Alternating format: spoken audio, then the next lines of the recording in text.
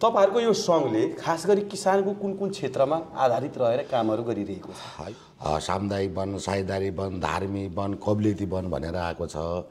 अर्को चाहिँ तपाईको मैले त्यही जोड दिए थिए। किसानले धान काट्न पाउने, बाली काट्न पाउने, तर आफ्नै खेतमा आफ्नै जग्गामा लागेको चाहिँ किन काट्न नपाउने? हो, त्यही कुरा जोड्दै छु।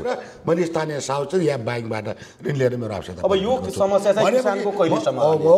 त्यो भनेर हामीले के भनेको थियो भनेपछि वन तथा वातावरण मन्त्रालयलाई यो चाहिँ तपाईको सम्पत्ति माथि अधिकार हस्तक्षेप भयो। लगभग तपाईहरुले डाटा संकलन गरेको पनि 1.5 वर्षको हाराहारी पुगिसक्यो, तर किसानहरुले बिरुवा पाएन। किन पाएन? के कारणले पाएन? कहाँबाट किन? यसलाई दुईटा भागमा छुट्याउँ। म पहिला यसको अधिकारको बारेमा कुरा गर्छु, त्यसपछि म तपाईको प्रश्नमा आउनेछु। अब भन्नुहोस्, नेपालमा चाहिँ सियो पनि विदेशबाट ल्याउने। भर्खरै हामीले जनाई फेर्यौँ।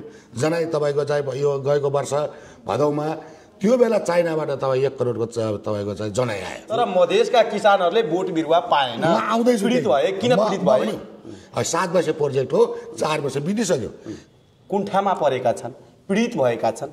त्यसरी नै तपाईहरुको यो समूहले पनि गरेको त होइन? किनभने मधेसका किसानहरूले 1.5 वर्ष बितिसक्यो बिरुवा पाएन। तर लानमा यति बेला हामी चर्चा गरिरहेका छौँ, बलान नदीमा किन भएन? बलान नदीमा किन भएन? खाडोमा किन भएन? कमलामा किन भएन? कमलामा किन भएन? हो, यही प्रश्न मैले चाहिँ तपाईको कुरा सुन्दाखेरि चाहिँ होइन खराएको गतिमा हुनुहुन्छ, तर काम गराइ हेर्दाखेरि तपाईहरु कछुवाको गतिमा हुनुहुन्छ भन्दाखेरि तपाईँ मान्नुहुन्छ? होइन, म मान्दिनँ यो कुरा। किन मान्दिनँ भने किन मान्नु? स्रोत